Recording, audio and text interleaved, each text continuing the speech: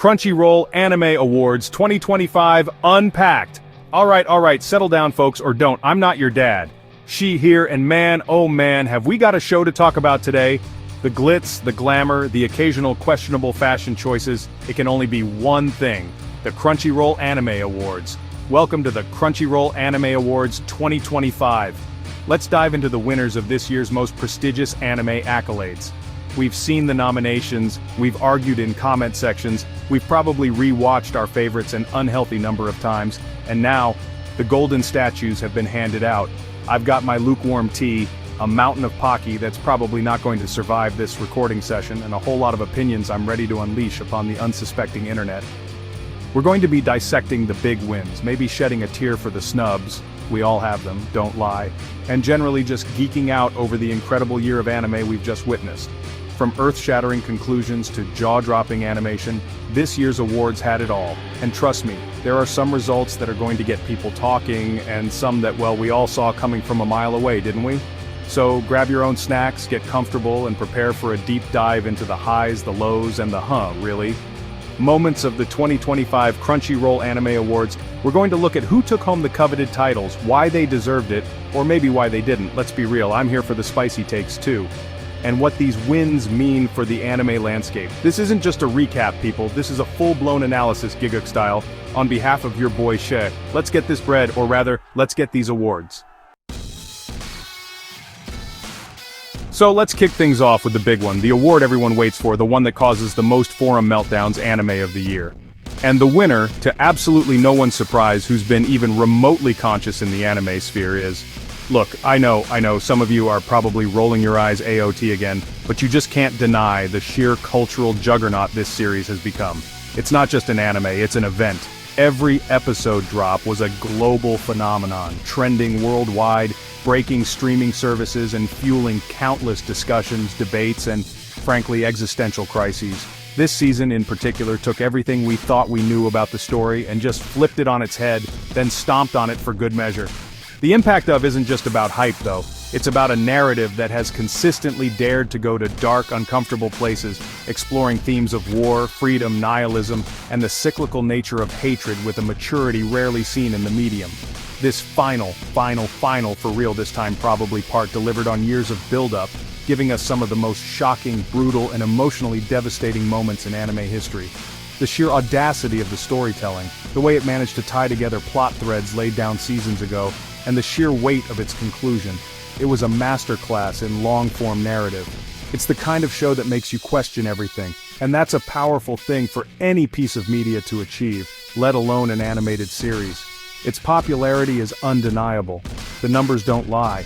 But beyond the metrics, it's the way has dominated the cultural conversation for so long. It transcended the typical anime audience, pulling in viewers who might not otherwise watch anime, and that's a testament to its power.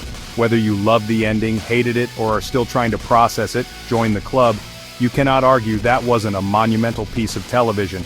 It was ambitious, it was controversial, and it was, without a doubt, one of the most significant anime releases of our time, making it a very deserving winner of Anime of the Year.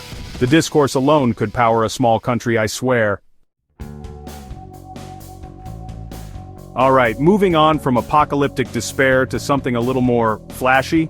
Next up, we've got Best Animation, and honestly, was there ever any doubt, the award goes to. And let me tell you, Ufotable, you magnificent bastards, you've done it again. Every time I think they've peaked, that they can't possibly top their previous work, they come out with something like the Entertainment District arc, and just leave my jaw on the floor. It's not just good animation, it's an artistic statement. It's the kind of animation that makes you pause the episode, rewind, and watch it again frame by frame just to try and comprehend the wizardry on display.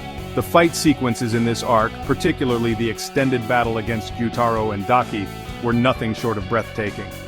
The fluidity of movement, the dynamic camera angles, the insane particle effects, the way they seamlessly blend two-dimensional character animation with those stunning three-dimensional backgrounds and environmental effects, it's just on another level. Think about Tengen Uzui's sound breathing techniques, the way every slash and explosion was rendered with such vibrant, explosive detail. It's pure, unadulterated spectacle. This isn't just about looking pretty, it's about enhancing the storytelling, making every clash of swords, every demonic art feel visceral and impactful. It's like they're injecting pure adrenaline directly into your eyeballs. What Ufotable achieves with isn't just technical prowess, though that's a huge part of it. It's the artistic direction, the color palettes that pop off the screen, the lighting that sets the mood so perfectly, from the dazzling lights of the entertainment district to the menacing glow of a demon's power. They understand how to create a visual language that's uniquely. It's polished to an almost absurd degree, setting a benchmark that other studios must look at with a mixture of awe and probably a little bit of terror. So yeah, best animation too, absolutely deserved. My retinas are still recovering in the best possible way. Now let's talk about the art of the perfect hook, the sequence that gets you hyped before the episode even truly begins. Best opening. And this year, the award goes to an OP that was as unsettling as it was iconic, Boku no Sensou by Shinsei Kamada-chan, for, though its impact clearly carried through. Man, this opening. It was such a departure from the heroic soaring OPs of earlier seasons, and that's precisely why it was so brilliant. It perfectly encapsulated the shifting tone of the series, the descent into moral ambiguity, chaos, and the horrors of war. It didn't try to make you feel good, it tried to make you feel, and boy did it succeed. The visuals were a masterclass in surreal, symbolic imagery.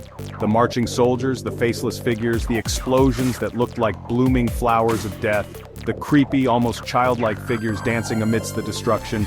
It was all deeply unsettling and incredibly memorable. Combined with Shinsei Kamada-chan's haunting, almost discordant vocals and that relentless marching beat, it created an atmosphere of dread and inevitability. It wasn't an opening you just skipped after the first watch. It was one you dissected, trying to decipher its meaning, trying to prepare yourself for the darkness the episode was about to unleash. It was art, plain and simple, and it set the internet ablaze with theories and analysis. The reception was huge. People were initially divided, as you'd expect with something so different, but its genius quickly became apparent. It was bold, it was experimental, and it perfectly mirrored the themes of the arc it introduced. It wasn't just a collection of cool clips, it was a thematic statement, a mood piece that prepared you for the grim realities of Paradise's war. In a sea of often generic anime openings, Boku no Sensou stood out like a beacon of artistic integrity and raw, unfiltered emotion. It's the kind of OP that will be remembered and studied for years to come, a truly deserving winner that redefined what an opening could be. Alright, let's shift gears and talk about aesthetics of a different kind, the characters themselves.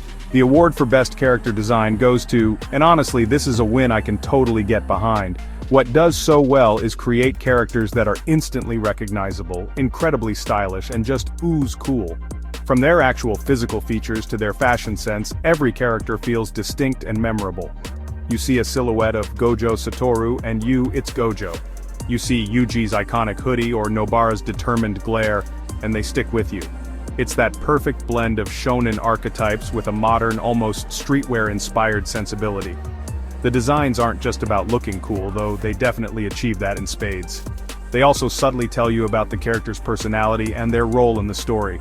Megumi's more reserved, practical attire contrasts with Gojo's effortlessly chic and slightly flamboyant look.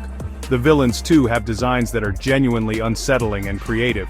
Mahito's patchwork appearance is the stuff of nightmares, and Sukuna's demonic form is just pure, terrifying iconography. Even the school uniforms, a staple of so many anime, have a unique flair with customizable elements that allow each character's individuality to shine through. It's these little details that elevate the designs beyond just good to award-winning. What I particularly appreciate is how the designs translate so well into animation. They're complex enough to be interesting, but streamlined enough to allow for fluid, dynamic action sequences which, let's be real, has in abundance.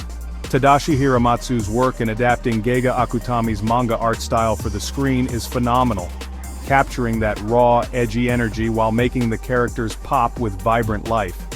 It's a look that's become instantly iconic, and has spawned a million pieces of fan art and cosplay, which is always a good sign that your character designs have truly resonated with the audience. A well-deserved win for a series that just drips style from every frame. Finally, let's talk about the voices that bring these characters to life. The award for Best Voice Actor Performance, Japanese, goes to the one, the only, Yuki Kaji for his monumental performance as Eren Yeager in. My god, what a performance. Yuki Kaji has been the voice of Eren for years, taking him from a hot-headed, idealistic kid to whatever the hell Eren became in these final stages. And that journey, that transformation, was conveyed with such raw, visceral power through Kaji's voice that it was genuinely chilling at times. He didn't just voice Eren, he Eren in all his terrifying complexity. This season in particular demanded an incredible range from Kaji. We got the cold, detached Eren, the manipulative Eren, the broken Eren, the utterly monstrous Eren, and even fleeting glimpses of the vulnerable boy still buried deep inside. The scene where he finally initiates the rumbling, that guttural roar, the sheer weight of despair and determination in his voice, it sends shivers down your spine. He had to convey so much internal conflict, so much pain, and so much terrifying conviction, often with very subtle shifts in tone and delivery.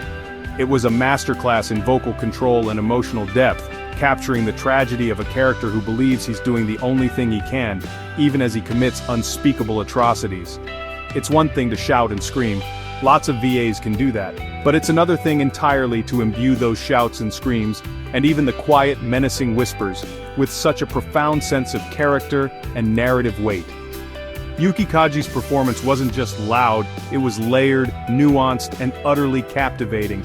He made you feel the immense burden Eren was carrying, even if you vehemently disagreed with his methods. For carrying one of modern anime's most complex and controversial protagonists through his darkest hours with such skill and intensity, Yuki Kaji is more than deserving of this award, an absolutely legendary performance that will be talked about for a long, long time. And there you have it, folks. A whirlwind tour through some of the biggest winners at the Crunchyroll Anime Awards 2025. From the earth-shattering conclusion of rightfully snagging Anime of the Year, to Ufotable once again proving their animation gods with and Yuki Kaji delivering a career-defining performance as Eren Yeager, it's been a year of incredible highs. Not to mention the haunting brilliance of Boku no Sensou and the slick, unforgettable character designs of. It's clear that anime is thriving, pushing boundaries and delivering stories and visuals that stick with us long after the credits roll. Of course, with any award show, there are bound to be debates, snubs, and surprises. Maybe your personal favorite didn't take home the gold, or perhaps you wholeheartedly agree with every single decision. That's the beauty of it, right? The discussions, the passion, the sheer love for this medium that brings us all together, even when we're arguing about which animated teenager could beat up another animated teenager. These awards are a celebration, but they're also a fantastic jumping-off point for discovering new shows and appreciating the incredible talent, both on-screen and behind the scenes, that makes anime so special. So what are your thoughts? Did the right shows and people win? Were there any egregious snubs that have you raging Titan style? That's a wrap on the Crunchyroll Anime Awards 2025 winners. Which was your favorite? Let us know in the comments below, and don't forget to like and subscribe for more anime content. Seriously, drop your hottest takes, your passionate defenses, your tearful laments. I want to hear it all. This is She signing off, and until next time, keep watching good anime, or at least anime that gives us something to talk about. Peace.